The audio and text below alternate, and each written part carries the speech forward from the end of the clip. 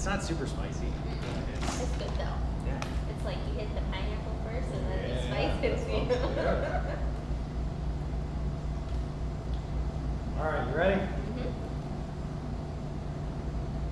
I remind myself every time that I do this. I'm not gonna get to you this time for the fucking camera. Every time I fucking like. Well, I'm sitting here, you're gonna be moving, Every so. time. All right, here we go. What's up, y'all? Welcome back to the Road to Optimal Self. I'm Jay, and I have our first repeat guest of the podcast, Miss Hooked by MJ herself, Morgan Johnson. Hello. Hello. She's, guess what, guys? 3 years later, or 2 years later. I was saying it's 2, right? 2 years later, sorry. She's still fucking crocheting. Here we are. Here we are. I'm not Anyway. gonna sit here for an hour and not crochet. Well, I mean, who would think that our conversation would be good enough to keep you entertained? Anyway, I asked Morgan to be on. She was my partner for a competition this past Sunday. I don't know when the fuck this is gonna air, so it might be 3 weeks from now, but anyway, she was my partner, and we wanted to decompress and kind of talk about some of the good, the bad, the ugly of competition. So anyway, let's back up to Morgan had a baby how many months ago? 10 months ago. So she had a baby, and we kind of texted about this, but I want you to elaborate on what we kind of talked about. Was you kind of lost yourself after having a baby, and that happens a lot with newer parents. Is Yeah. you've got this new being in your life that is all consuming. Yeah. And it's amazing, don't want to downplay that, but you do, your whole focus becomes that. Yeah. Is that what kind of you got lost in, or? Yeah, and I think it was just obviously first baby, didn't know what to expect. She's here, and I'm nursing her, so it's like in the beginning, it's like almost like a 24/7 constant, like every couple hours, and it's like obviously she needs me for everything. So it's like my whole focus was just on her. Like I wasn't even thinking about the gym. But then, you know, as I started, you know, the weeks, months went by, it's like, you know, I want to get back to the gym, kind of want to get back into it, but it was still kind of like, because I know when you guys did the competition, I don't remember when that was, like a few months ago. April, May. Yeah, so she was only like six-ish months by then, and I was just like not in the mindset, like didn't even like appeal to me. I was just like, meh. Like I just didn't feel, one, I didn't feel physically ready for it, and secondly, it was just kind of like, it didn't even seem like, because before I'd be like, oh my gosh, yeah, it sounds so fun, and I was just kind of like, like I was so focused on Aurora still, and I was just not very into it. And then it was kind of like, after that, the itch started to get back because you guys were talking about it, and I saw you guys, you know, having fun and stuff. And then I feel like then starting the first Phorm challenge with the nutrition, it kind of jump started it for me, because then I kind of got back in the mindset like to get healthier, get fit. So then and then we signed up for that competition, and then I was like, you know, started coming to the gym more. So let's take a few steps back. How long did you actually take off from the gym after having the baby? Because you were coming back a little bit, but it was pretty sporadic. Do you remember exactly how long it was? I don't think I came back until she was at least like 2 months old. And when I started, I was only coming like once, twice, maybe 3 times a week. Like it was like very little. Did you have that normal, and I know it's more prevalent in moms. I'm a weird being, so I travel for my job, so I never had that attachment issue that a lot of people talk about. But did you have that mom? Was the mom guilt the reason you weren't coming to the gym as much, or was it just lack of, like, what? Can you identify why you were coming maybe once or twice a week? Yeah, I think that was part of it, because even like, because I was starting back to work at that time, and even though I was working from home, like Steven was back to work, so she was going to my mom's, and it was like, that was even hard for me, for her to go away from me and be away from me, because we spent literally every second together from the time she was born until then, and then it's like, oh, you gotta go back to work, and your baby's gone from you. So I think that was part of it. too. I just didn't want to be away from her. I have a very funny story. This is flashing back almost 12 fucking years now because my kids are a little older. But when we first had Trent, like I said, I was traveling a lot. I was still pretty new at Crown Battery, so I didn't have vacation time. So I had to go back to, we had Trent on Monday. My boss gave me a low-key, like, hush-hush day off Tuesday that I wasn't supposed to have. I had to go back to work on Wednesday. Tuesday night, I'm driving home from Bellevue, bawling my eyes out because I got to go to work the next day. Yeah. My whole fucking world, my wife and kid, Yeah. are at the hospital. So I did have to add a little bit, but because of my lifestyle, because of what I do, it never extended past it. So I could not imagine 2 months of constant 24/7 Yeah. attention and then go to that. Like Yeah. I had one day. Yeah. And I bawled like a little bitch leaving my family. And but I think it hardens you a little bit to leave the family, as weird as that sounds, and you kind of get to this point where you're like, okay, they'll be okay without me. Like you don't want to admit that's part of it, is I don't want to admit my family's okay without me. But in reality, they're not okay without you. They just learn how to manage stuff Right. without you around. So you're coming back to the gym.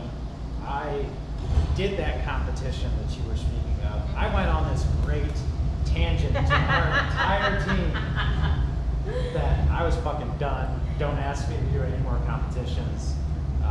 You were not around I for was that. gonna say, to be fair, I didn't know about Yeah. this. I didn't hear it. Yeah. You're on vacation. Yeah, you guys didn't have went cell vacation. service. But the reason I went on that tangent is that competition that we did is what made me realize how fucked up my stomach actually was getting. It was just, we showed up to the competition. I literally looked at Debbie. I'm like, I don't know if I can do this. And she's like, fuck you mean you don't know you can do? Like, you're the guy that never gets nervous about anything. You've done a million of these. What's going on? I'm like, no, I mean, I'm about to puke. She's like from nerves? I'm like, no, like, I haven't eaten in 12 hours. Everything I eat, I just throw up. And I went outside and really struggled with the first workout, like finished the workout, walked right outside, puked, came back in. We did have fun the next 2 workouts, but I was not in a good mental or physical spot. So I kind of went on this tangent, but that's actually what started the process of me figuring out what was wrong with my body. So it was kind of a weird parallel where we're both coming out of Yeah. not anywhere near similar situations, but I was in a position where I was in a very low spot in my life, both physically and mentally, where I was like, man, I don't know if I can fucking do this shit anymore. Like, I don't know. Maybe I'm just not that guy anymore. You know, I'm getting closer to 40. I'm like, fuck, man, they're in line. They're like, you ain't lying. Your shit gets closer to 40, and you just fucking, you can't do anything right anymore. So, just to clarify for people out there, what was my response to you the first time you text me asking if I wanted to be your partner? Do you remember? What did you say? I feel like you said you're the only person that I would. I believe, if you want to. Well, first I think you laughed. No, I think my first word was "fuck you," ha ha.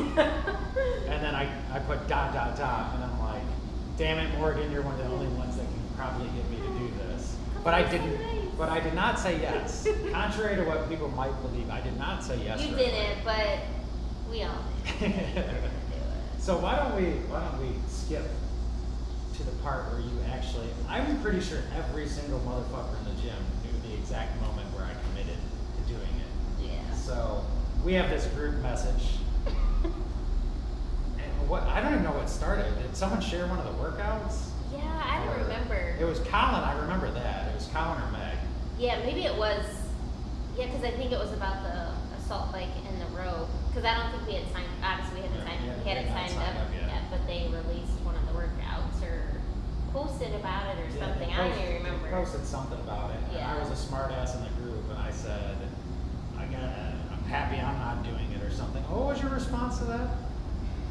Do you remember? Yeah, I told you not to be a little bitch. No, it was not just that. You said, and I quote, because this is ingrained in my memory, I can see it in Okay. fucking blue Okay. with your name over top of it.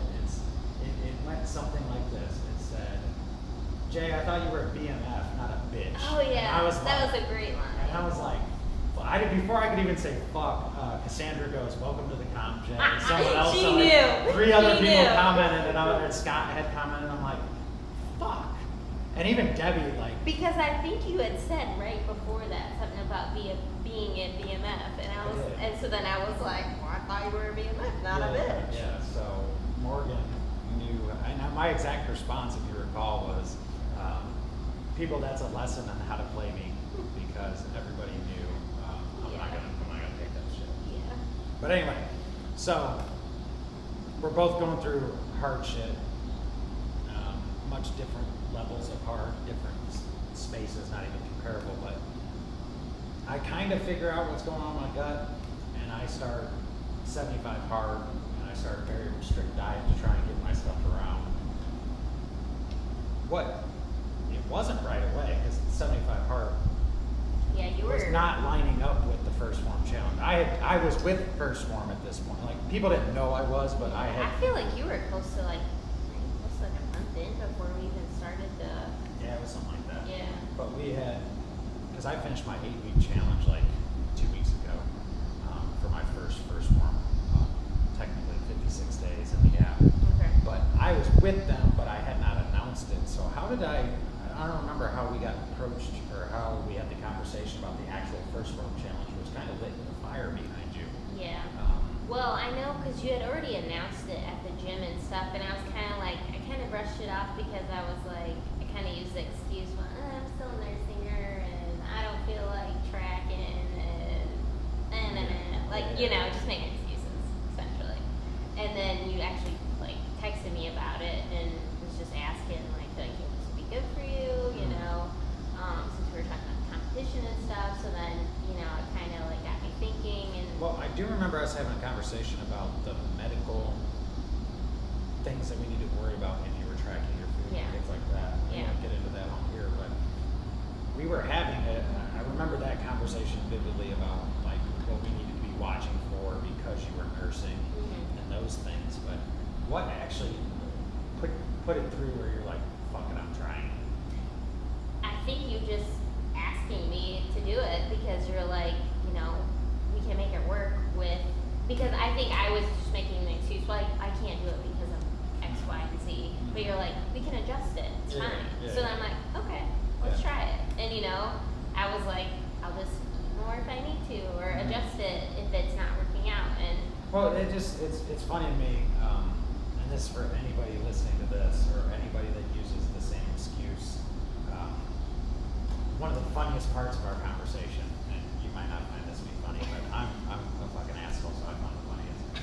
You're like, well, I got to eat so much because I'm nursing, and I'm like, okay, well, what are you eating right now? And you're like, I don't know.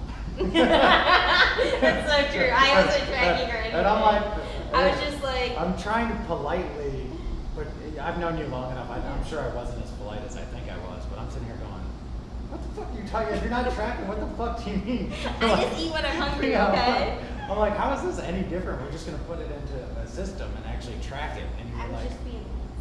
yeah, I get that. But so the people out there, coaches do know when you're full of shit, always. Yeah. But anyway, yeah, it surprised me too. It was almost instantaneous with you when you committed to doing it. It was like, I'm all in.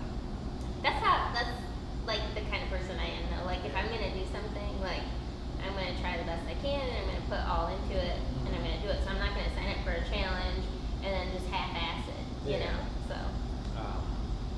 When did you feel because I know the date, I don't remember the date of the competition we talked about in Lima, but I remember June 22nd, 2021 is the day I started 21 Hard, and I remember committing to journal all 75 days because I felt that fucking miserable, and I remember day 10 for me is the first time I was like, hey, I feel okay. Like, it took 10 days to just feel okay. Like, it wasn't even good. I just felt like, oh, I had a moment where I was like, hey, maybe all this crazy shit's finally turning away. Yeah. Did you have a moment where that mind-body connection really started to click for you and you're like, okay, Morgan's back, and we'll get into how far back you got, but it went from being, oh, I'm new mom Morgan that's trying this out to motherfucker, I'm back. Yeah. Like, do you remember, was there a moment that you had that? Honestly, I feel like it was kind of like this past weekend, like right before the comp, or like at the comp, like I told you I was talking to Alexis about it, and she was like,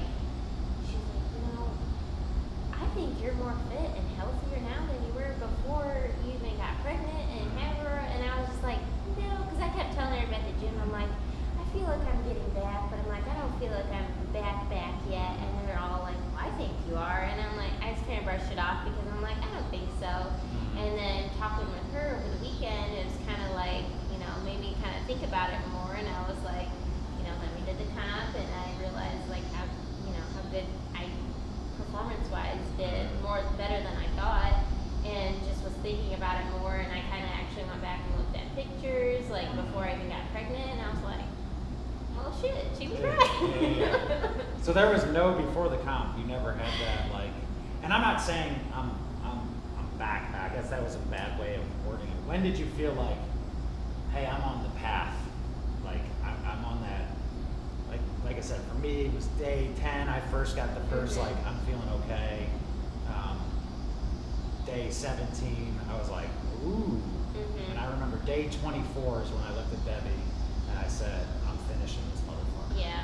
And it's funny because, and it's very crazy to have this conversation with you, because I asked Debbie, I go, and this was just like after it might have even been after the competition. I said, on the ride home, I was like, hey, when did you know I was going to finish 75 hard? Full disclosure, I haven't finished it yet, but I'm not fucking failing. You have like what, 5 days left? 4. Okay.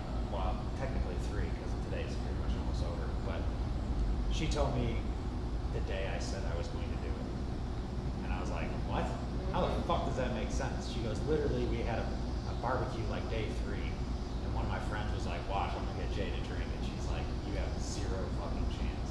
She's like, you don't understand my husband, when he says he's gonna do something, he fucking does it. Yeah. And I was like, nah, like, it wasn't a sure thing until day 24, and she's like, honey, She knew. I've known you for a long time. Yeah. She said when I came home from the doctor, and I looked at her and I said, honey, I'm fucked up. Like, they're putting me on all these medicine.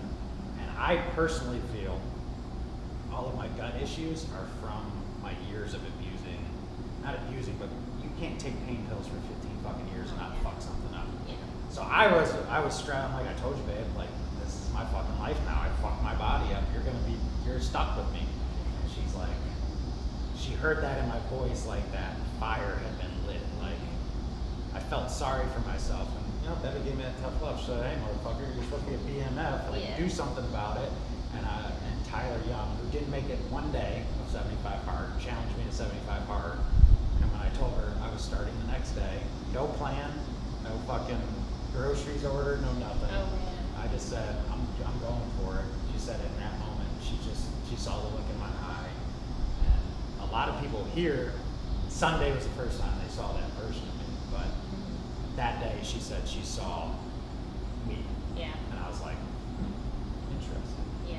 I saw it in you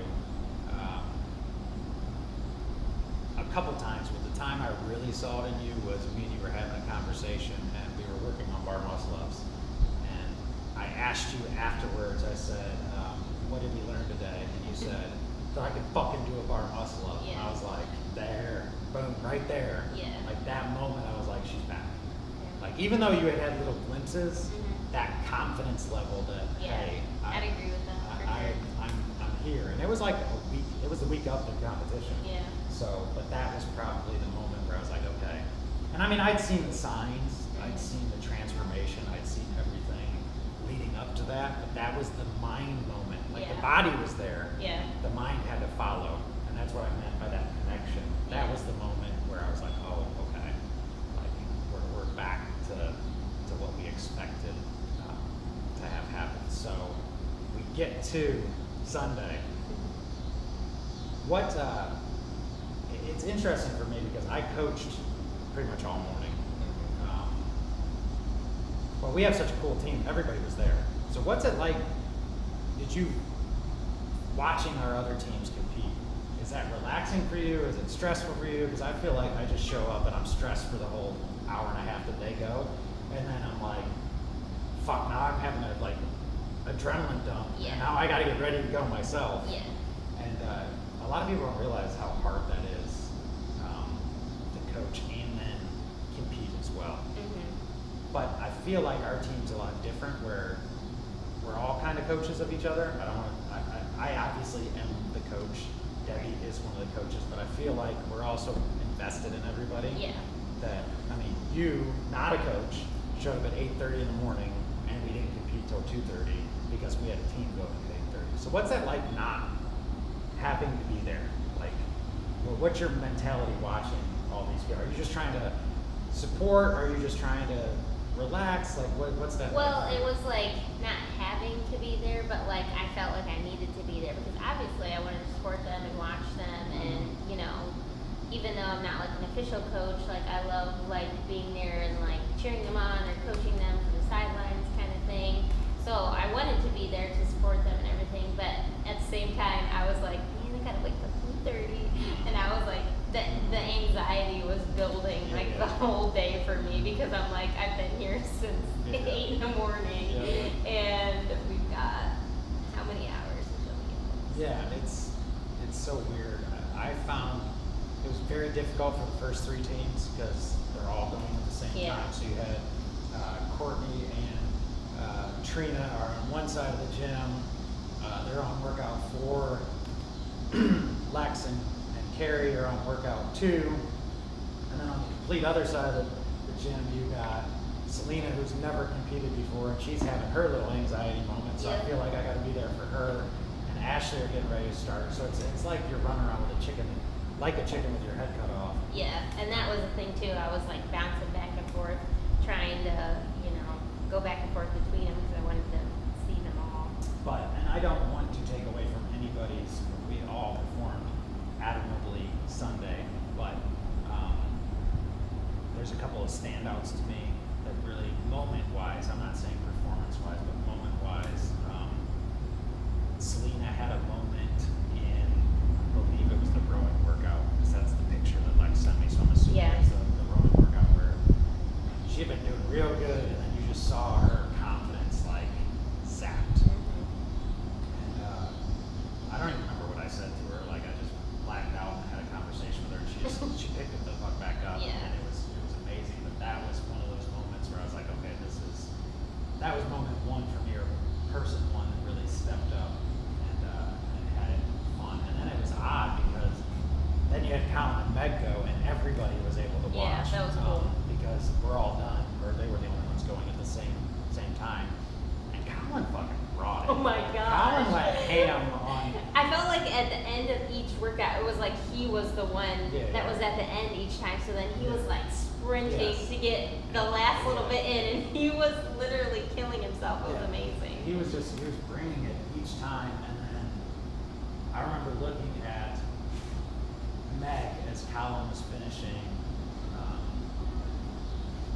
So the way the workouts were set, the skier did not count towards your score. So if you had, say, 48 seconds like Colin had left, it was not intelligent to attempt to finish the round. But me and the judge were having so much fun pushing Colin because he had sprinted the first workout, he had sprinted the second. And it was funny because Colin blamed our judge. I'm the one that actually said this, but he looked at the judge and he goes, "What do you want to do?" And I yelled, "Bitch, fucking go." And the judge just goes, "Send it." So Colin sprints the entire last round and finishes in like 48 seconds. But our whole team is just, I mean, it was literally deafening in there. Yeah. I know, we were all screaming like, "Get those squats in!" It was fucking nuts. But right as that ended, and there were some cool pictures on that, and that's where I want to point out what Meg was able to accomplish, why she stood out so much to me. Is she had a look on her face, like, I thought she was going to start crying.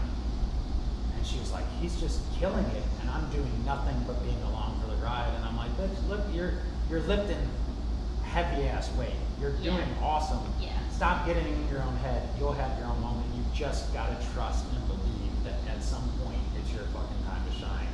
And I've seen enough. My computer just fucking crashed.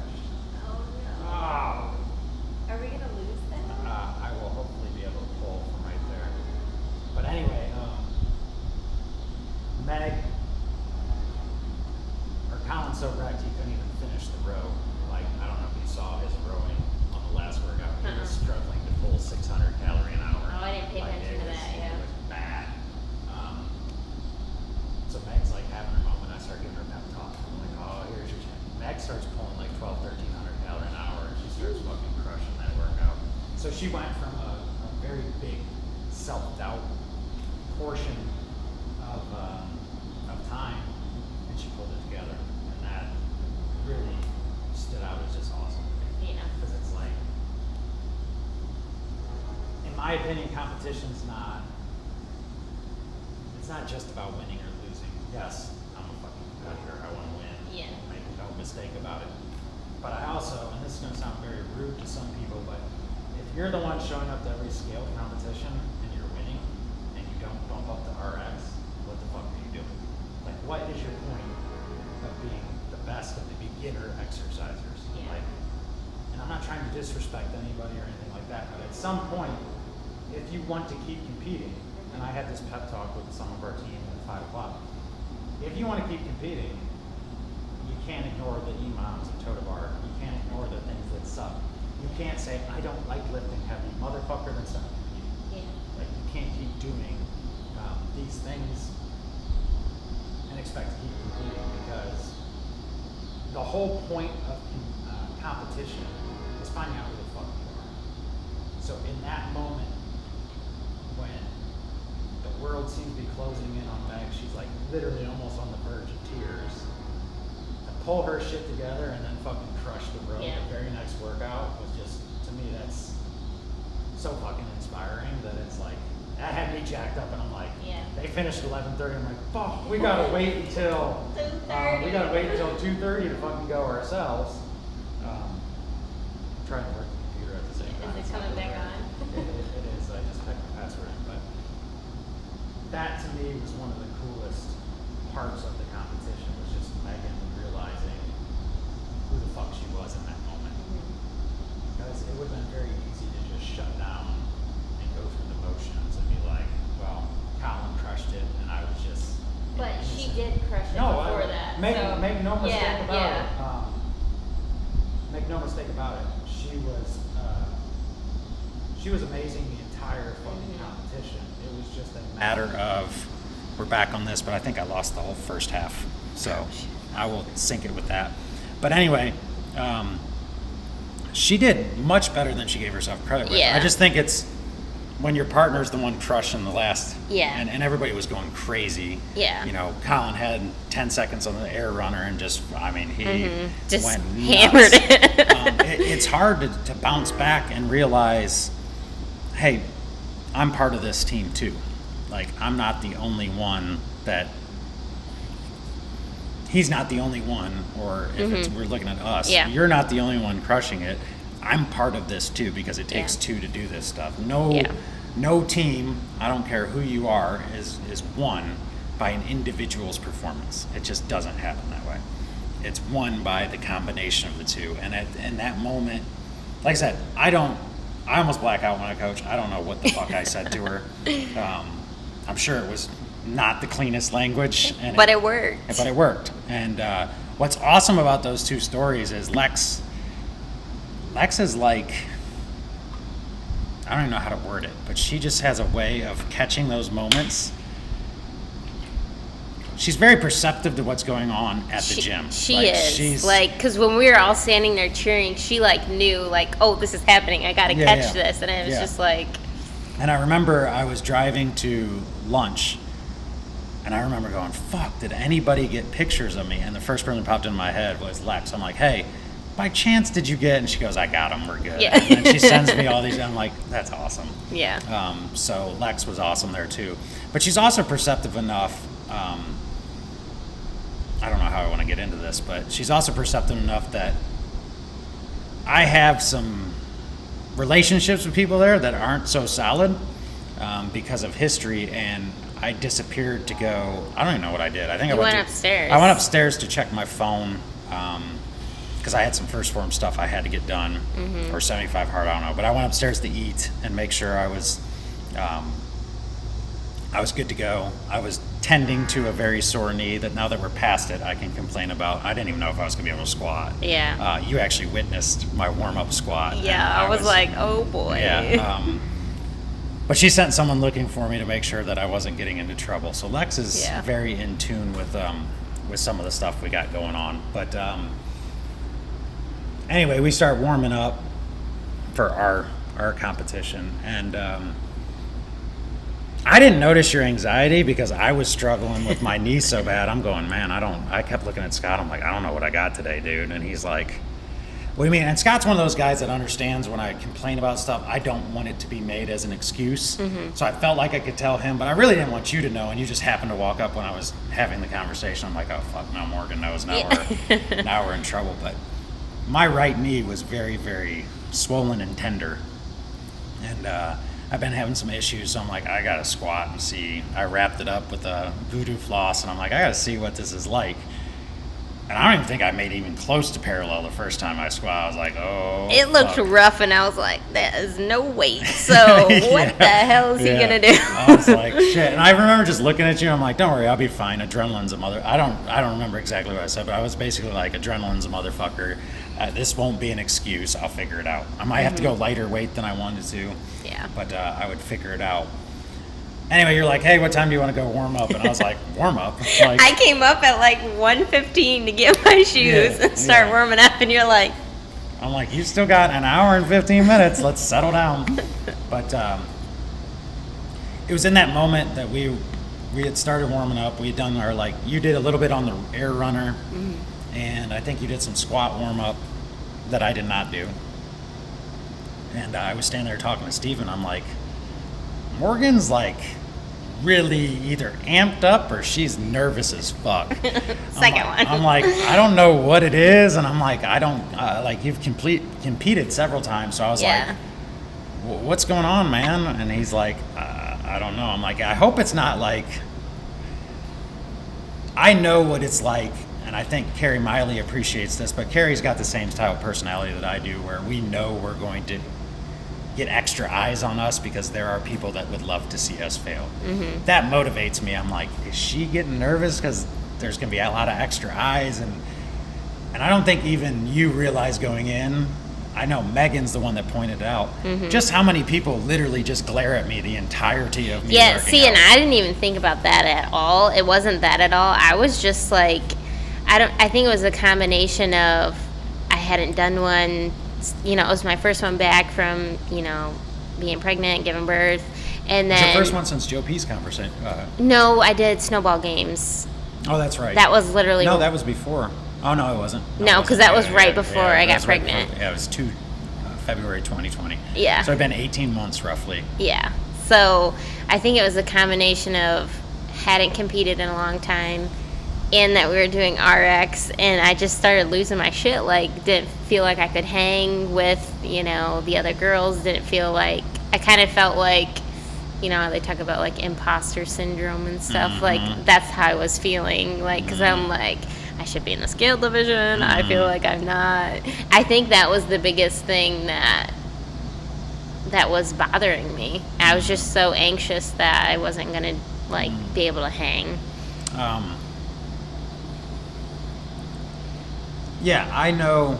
I picked up on it. I didn't know. I've never seen you like that, so I was like...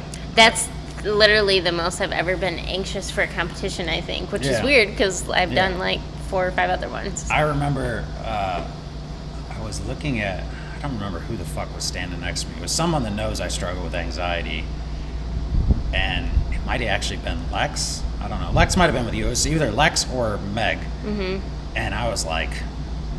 what the fuck? And it was like, I was borderline about to lose my shit, and Debbie and my kids walk in, and it like snapped me the fuck out of it instantaneously. I'm like, oh, we're good.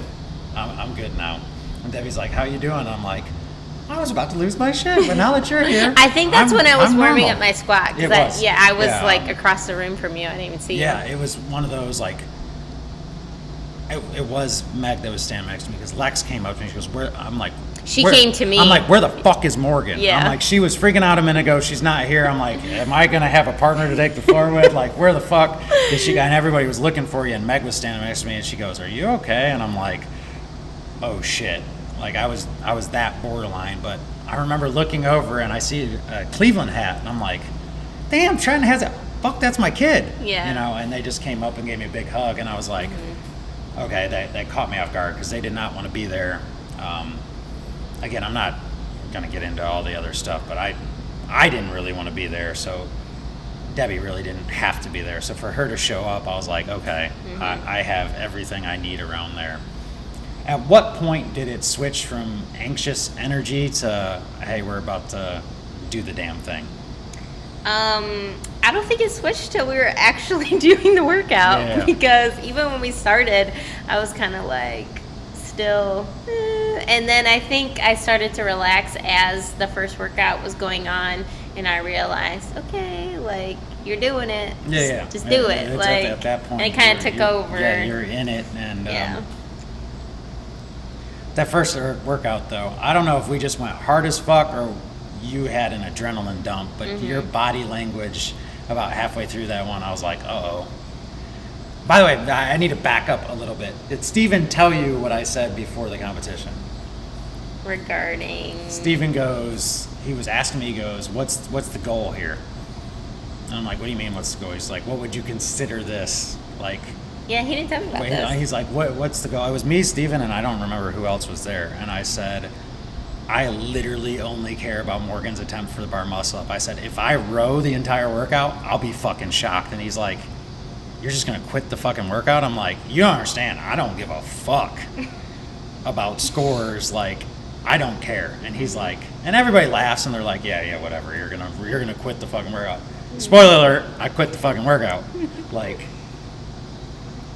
it was just, to me, the whole reason I did that was to try and prove to you how badass you were. Like, it had nothing to do with it. I don't want to say it had nothing to do with me, because in a sense I was proving myself how badass I was, but I wanted you to realize what you're eventually going to say on this podcast, that who the fuck you are. I want you to realize that you had passed who you previously were, that all the hard work ended up paying off. But in those moments leading up to it, that's all I was thinking about. I'm like, hey, I did call the people before us shitty rope climbers, and I started getting myself prepared the way that I do, which is I do better when people doubt. So I started looking at the people that were glaring at me and mouthing mean things to them, and reminding myself that despite the fact that I don't train the way that I used to, I'm still pretty fucking fit. So I got ready, and then I just tried to make it light. When we were getting ready to warm up, I was just trying to fuck around and have fun. And then we did the first workouts where we scored, what, we get second? Third? Yeah. The people that got first and second place overall got first and second. Yeah. So then we got third. So we I was happy with that. We did pretty good on that one. And then I remember looking at, no, it wasn't after the second one. It was after the second one, but I remember looking at your body language. I don't remember what I said to you, but I said something like, hey, you need to back down. If you got to recover on the next couple workouts, I'm okay with that. Yeah, because I was like, because we had like a minute or minute and a half left, and you're like, I'm going to finish out the rope climb. So I was like, okay, I need to kill it on this bike. Yeah. So I closed my eyes. It was actually a minute and 6. Okay, I closed my eyes and I was going balls out for a minute and 6. And I was losing my mind. And I was like, is it over yet? Yeah. Well, I got the impression right before that your rope climbs were starting to go. Like your body language was... It was getting very difficult for you to do, and I didn't want you to start having doubts on your strength ability and things like that. So I was like, I'm going to have to go. Turned into a cool moment. I don't know if you heard me in the judges' interaction when you were eyes closed and going balls out. I walked over after we switched, and I think I told someone was standing. They looked at us weird because they had seen me and you have a conversation, and I was like, she's done. I'm finished them. And the judge goes, well, I need at least 2 more rope climbs. And I said, motherfucker, 2? Wait, you told me that. And I'm like, I'm getting at least 3. And I didn't hear any of this. I like blacked out. And he said something, and I ended up doing 4, I think it was. And he was like, I've never seen someone 9 minutes into a workout start talking shit to the judge. And I'm like, yeah. Never met you before. Yeah, I'm like, yeah, that's. But it pissed me off that he thought I was only going to get 2. I'm like, dude, I've been doing 3 every 45 seconds this entire fucking time. Yeah. What you mean, give me 2 more? But our judge was awesome. Like, a very, very cool guy. But I remember finishing that workout, and I was going, we hit it really well. Because I know Meg and apparently, Calvin, because I'm like, I was dying. And they're like, you guys are talking. Like, I'm like... No, I mean, Trina and Sky, like, people were taping my hands and Yeah. trying to get me even prepared to do the next workout because I'm bleeding. I'm pretty sure I laid on the ground for a little bit, so I'm like... We did not, though. We were both, we were talking. We were having a conversation, and I was like, all right, fuck it. We're going to kind of sandbag this second. Not sandbag, but we're going to use at least the first couple rounds. The first round I definitely used as recovery, and then I felt pretty good. Yeah, I remember I was on my second round of the run. Well, yeah, because you made me start, so Yes, you I got did. a little bit more recovery Yeah, I than did. me. I was fucking smart like that. But I remember the second one, and this is where Meg caught it. He who shall not be named was glaring at me across the room, and I mouthed fuck off to him. And apparently, while I was doing that, I started picking up the pace rather dramatically. And then I did not realize I had done it until you, after that workout, went, what the fuck? Yeah, like, you started going a lot faster than I intended on. And you're like, I was like, oh, my bad. But then I started the third workout, and that's when I told you with like a minute 20 left, don't worry about it, let's just rest, save yourself for the bar muscle. But I did have a moment there's 2 moments during that skier workout that was really fucking cool for me. One, our entire team is like sitting there. Every other team's like scattered out, no one's a team. Our team was literally at as close like as under the rig, as close as they were allowed to be, like yelling at us. But I remember you were getting ready to do your squat clean, and I'm just standing on the skier looking over at everybody, and it was such a cool moment because I see you and I see me, and we're both fighting our own internal demons in this moment. Yeah. And our entire crew is there, just happy as fuck, screaming, and I was just sitting there going, fuck, I miss this. Like, I miss this feeling of we built this shit, and look at this moment. And then you tag, and I'd go, and not a single fucking person would cheer for me. Our whole team. That's a lie. Our whole fucking team's like going, oh yeah, Morgan's not going. So they cheered for you. When I told them that, when I told you to be done, like, I finished the skier and I started fucking with everybody. I'm like, hey, give me some love too, and everybody started going nuts. And it was just one of those playful moments that was really fun. Being the owner of the gym and seeing just what we built. Seeing the transition too. You're almost an OG now, you know, but seeing how strong we were, the attempted breakup of everything that we had, building back up, all these new faces, still, you know, and someone will ask, how do you do that? It's because I'm fucking real. Like, I'm not, when I do shit, I'm not mimicking somebody. And I saw someone mimicking me in one of the workouts where they were cheering somebody on. They were going with one hand and hitting the rig, and I'm like, yeah, whatever. Like, you're not me. It looked fake. And it was Travis, I think it was Travis, Selena's husband, goes, you can't fake your whole energy is just real. Yeah. And that moment was so cool for me to see that. And then the second cool part is we're getting ready for the workout that is now, we knew it was going to be challenging, and I'm going, fuck, I'm tired. Yeah. Like, I knew how tired I was, and I'm like, in the back of my mind, I'm going, there's no fucking way. Like, I didn't want to admit it was a very low chance you were going to get it. Yeah. But I literally said to you before it started, I was like, man, my arms are so tired. Yeah. And you're like, you can't, Yeah, you're like, don't think about it. You can't think, you can't say that right now. Like, you can't say that right now. You can worry about that afterwards. But I remember, and I just remember walking over, and I said something to, I think it was Debbie, and I'm like, man, I'm fucking wrecked. I don't know how this one's going to go. I was wrecked more than I thought I would be, for sure. We were definitely out of, it's so hard to describe what you're feeling in those moments. But I remember, I think it was Justin Ruffing, the owner of CrossFit Tiffin, walked over to me, and he's like, I don't remember how he worded it, but he was like, if those people are in your, never mind, those people aren't moving, those are your people. Why don't you just turn and face the other way? Yeah. And it was kind of funny because it was like the acknowledgement the entire day. And it wasn't like a negative, like JG3 just does whatever the fuck they want. It was this acknowledgement that if JG3 teams are on the floor, just they're gonna be as close as humanly possible. Yeah, I think it was during Selena and Ashley's. Yeah. You because they were on the end, and you kind of like walked right in, and you were just standing there coaching them the whole time. And it was like, one of the brothers came over to me and like went to say something. They're like, yeah, whatever. It was like, the entire Colin and Meg, I was literally standing next to the judge 90% of the time, and it was just like, I'm not trying to be disrespectful. It's just, in my opinion, those are my people. So I want to be there with those people, and in that moment, I know how our people are feeling because I'm that way with our when our team's going. So we face the other way, and I'm going, well, let's see how both my hands are tore. Flash back to before the third workout. Steven's taping my hands. And he did? Yeah, Steven actually is the one taping my hands like I'm a boxer. He's like, and we're talking, and I remember looking at him going, dude, I don't know if it's going to happen today. And he's like, what do you mean? I'm like, we pushed way too hard on the first one. That second one, like, my hands are fucked.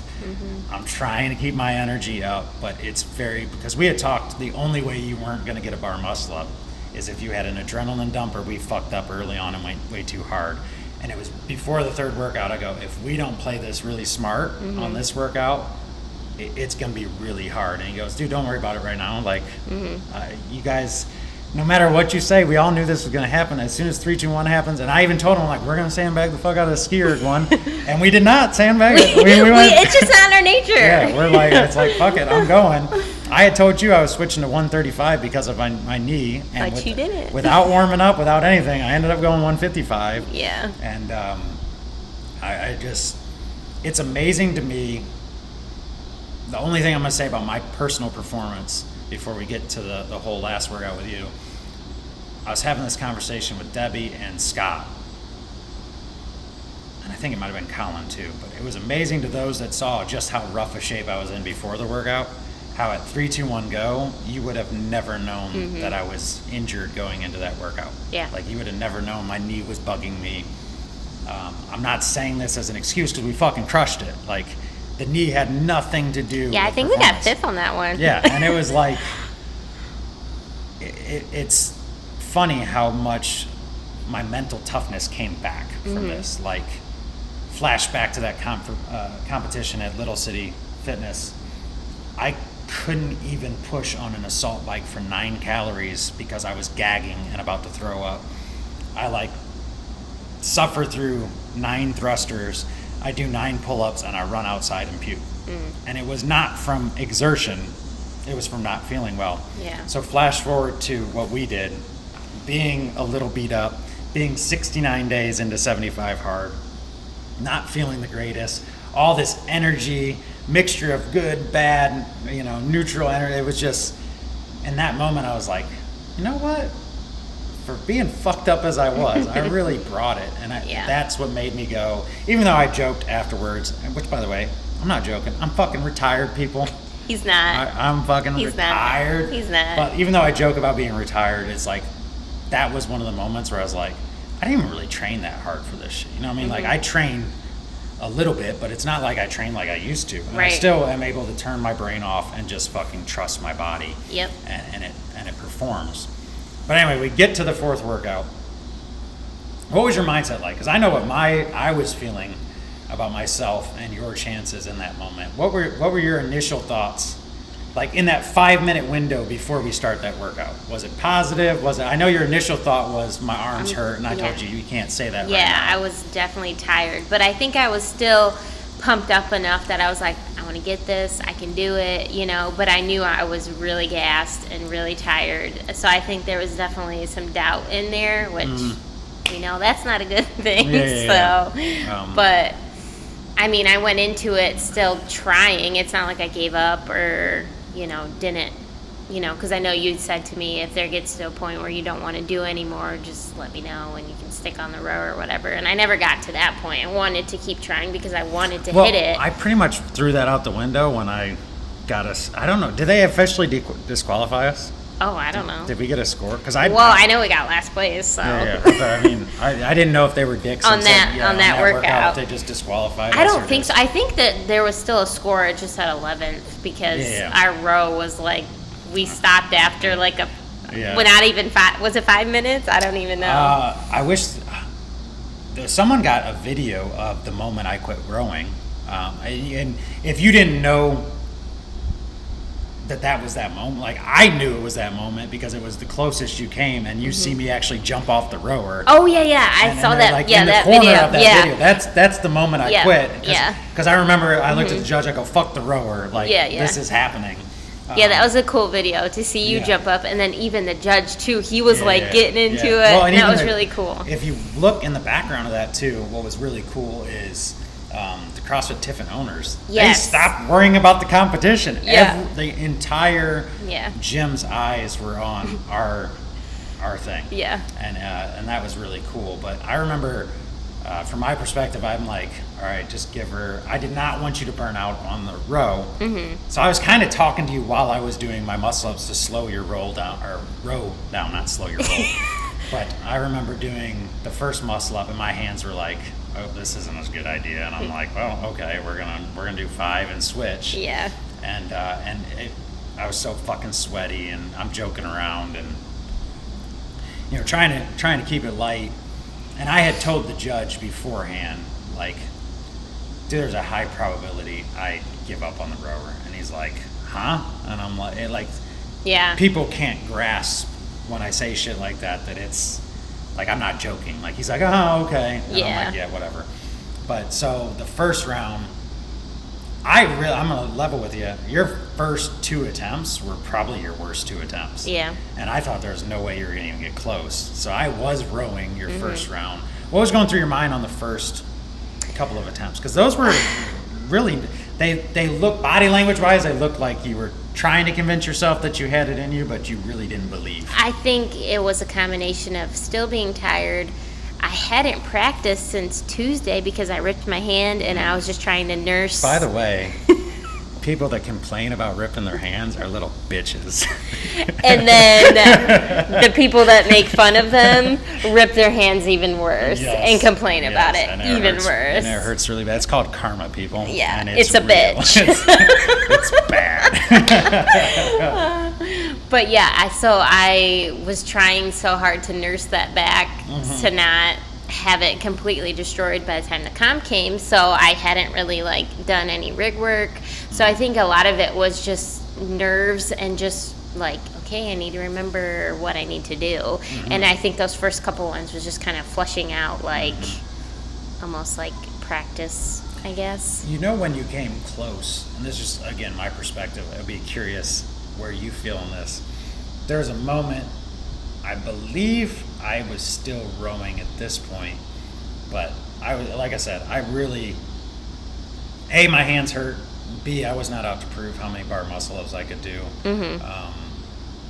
I just kind of was doing them here or there, and I'm like, hey, you want to go ahead and switch? And you had stopped rowing, and I'm like, I kind of walked away to get on the rower, and you're like, no, just do one more. Yeah, I just changed my mind. I'm like, it was kind of funny. I'm like, what the hell? But your body language at that moment, I don't even remember what I said to you. It was something smart ass. And I was like, oh, just do one more or something like that. But your body language kind of shifted in that moment, and it was like it stopped being a competition and it stopped being this huge scale, and it started being that's when the interaction with all the JG3 people, everybody started really. And maybe that just honestly, you joking with me, and maybe it helped me relax, I think, honestly, and not feel so much pressure. And I told you guys this, I felt like people were putting so much pressure on me to get this bar muscle up, and I'm just like, you can't have this pressure.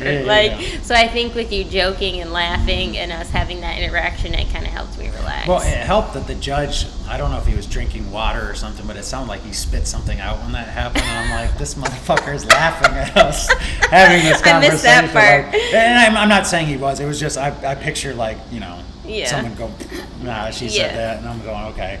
So I did another muscle up, and I remember that particular muscle up, I was like, my grips are now sweaty as fuck. I don't know how many more I can do without putting myself in danger. I do remember at that point, I don't remember which roughing brother came up to me, but they handed me a towel to dry off your. Yeah. I think they gave it to me to dry off your bar after I almost fell off of my bar, and I'm going, thanks. And I just dried yours off and didn't even touch mine. Yeah. It was like, what the fuck? Like, everybody was about Morgan that day. I was along for the ride, and it was cool because even in handing me the towel, I never thought to dry my own fucking shit off. I was like, okay, let's dry Morgan's bar and get after it. And that next one, I believe, is the one that I just went, fuck this rower, and I stopped doing it. But you made a run at a couple of those. And I think I did one more muscle up and my hand slipped off. When I don't know how much you were paying attention to mine, but I got up and I remember making eye contact with Selena, and I got up and I went to push and my right hand went like that, and I pushed up with my left and I went, I'm done. And Selena's just like, ooh, that looked dangerous. I'm like, no, I'm not doing anymore. Yeah. And so I quit rowing. Again, let's point out Lex's perception.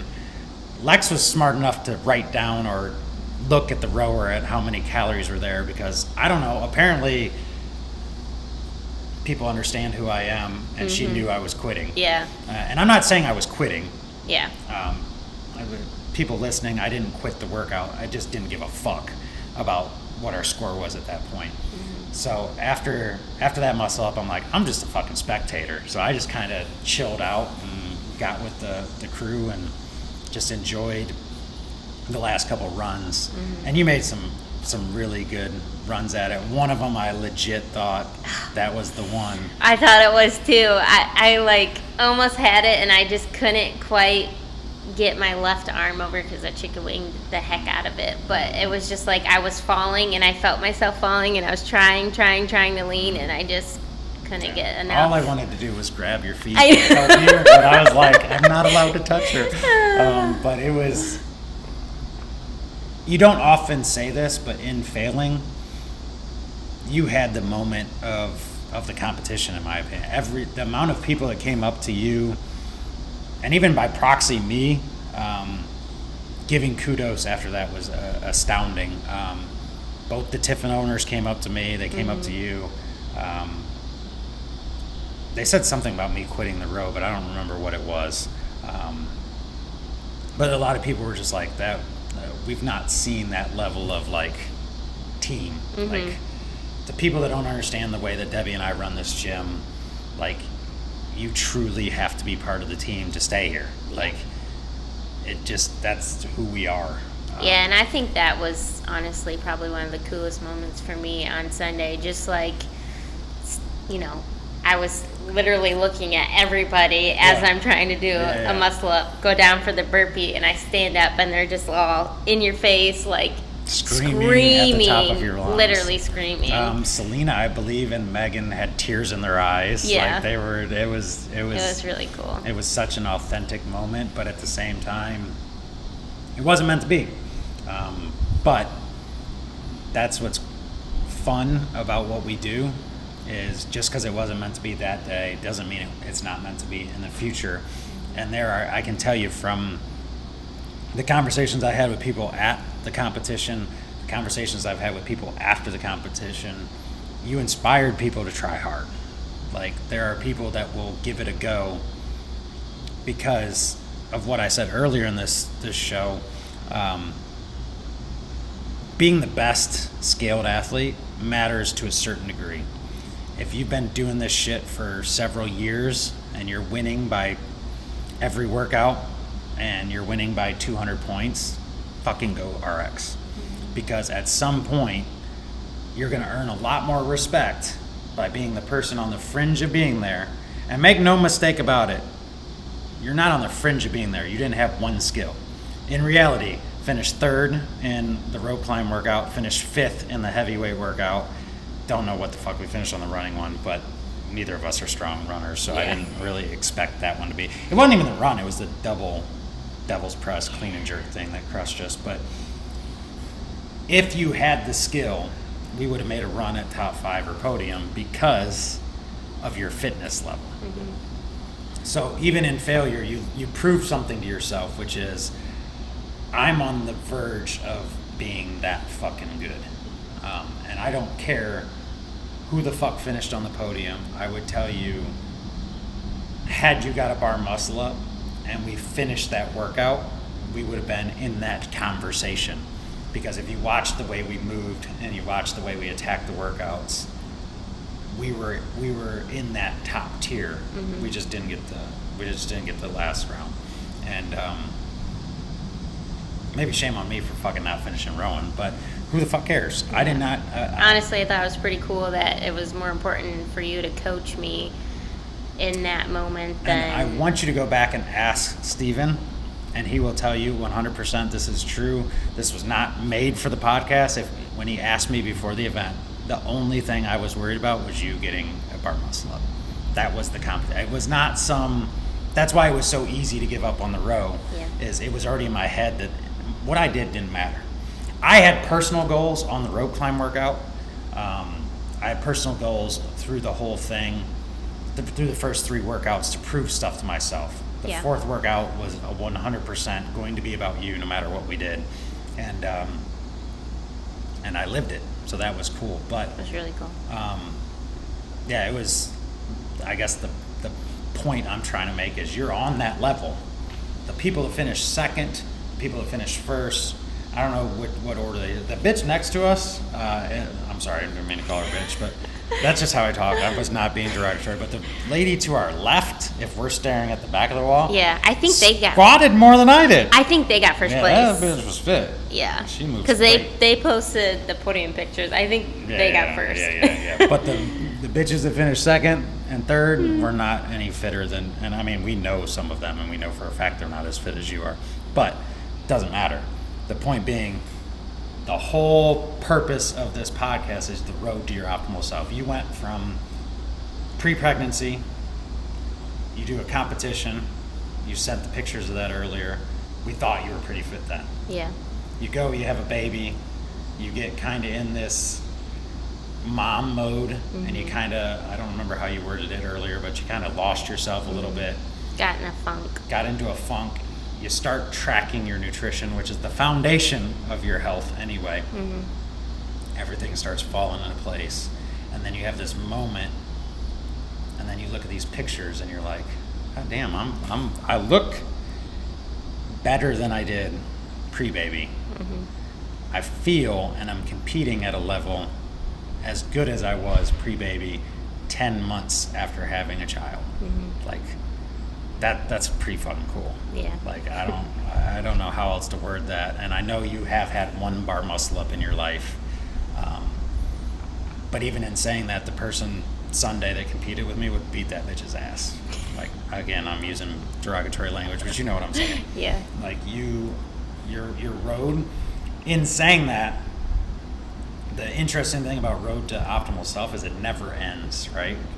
The person you are today, you still have to find a way to have that fire to go 6 months from now, still be better than you are now. Right. Anyway, I always end this with one thing that you feel has helped you tremendously on this path back. Like, I've given examples where, books I've read, habits that I've developed, things like that really help elevate your game, either mentally, physically, whatever it may be. I'm not going to give a book again. I gave a book the first couple podcasts we've done. I've started journaling, this compound journal. I just started that today. It helps with your budget, and then it gives you a power list of things to do on the day. I've mentioned the Phorm app. Today I'm just going to talk about the importance of family. Like, that's the whole point of this fucking conversation. Is it's amazing to me when you have, and I'm not just talking your personal family. Like, yes, Debbie, Trenton, and Skyland, when they showed up, changed my mood 100%. But as I was saying, when I'm on the ski erg and I'm looking out and I see you getting ready to lift, who's the perfect partner for what we got going on, is you knew how to pull my strings and get me from this guy that was done competing. I was done trying for stuff. You knew how to pull the strings and get me to that moment. and then our entire family behind there just screaming their ass off. If you can't find a support system like that, try and find it. Like, that is the number one thing that will help. I know motivation's bullshit, discipline matters more than anything, but goddamn, when you got that many people screaming for you and they actually love and want to see you succeed, they're not secretly hoping you fail. Right. That is one of the most powerful things on planet Earth, in my opinion. Yeah. So what do you got? What's your one thing that helped you the most on this? Honestly, I was already thinking this before you said it, but just having Steven's support, like, I couldn't do it without him, because he, makes sure I have time to get to the gym. Even when I started doing all this nutrition tracking, he loosely started doing it, and then it's as I got more intense with it, he got more intense with it, and it helped me so much to he really held me accountable, because there was days that I wanted to give up, I wanted to quit, and he reminded me of my goals, and he was just very supportive in those moments, and was right there doing it with me, this is what we're gonna eat, this is what we're gonna do, we're not gonna get off track, so with the nutrition and with getting to the gym, with helping out the baby so that I could compete, yeah, big support for sure. A significant other that understands, and I'll circle back to what I said earlier on the podcast. When I believed 75 hard was a done deal, and yes, I still have to physically do it, but mentally, when I knew nothing was stopping me, it was 24 days after my wife knew it was going to happen. And that's something very powerful that you cannot imagine hearing that for the first time. To believe in someone that much, and I get it as a coach, to believe in someone that much and to feel that love, you're fuck, I could run through a wall. You know what I mean? There's nothing that I feel I can't do when my wife and kids have that much belief in me.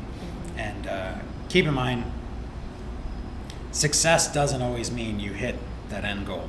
This whole podcast was about, and I be careful with the words I'm using, don't take this to heart, but the whole podcast became about a failure. You didn't hit a bar muscle up. Yeah. But are we talking about that? Not really. We're talking about all the fucking shit that we learned and how awesome it was to have that moment. So yes, there are times you will fucking fail. But if you shoot for the stars, you might fucking catch something really cool. Yeah. And I guess that's what our message has to be from this podcast is don't ever, if you're constantly hitting your goals, if you're constantly the scaled athlete winning every goddamn competition you go to, you're not challenging yourself. Yeah. You're not actually getting better. You're probably getting worse. Because if you're not reaching past the point of what you think is possible, you're not challenging yourself enough to really have the transformation that you've had.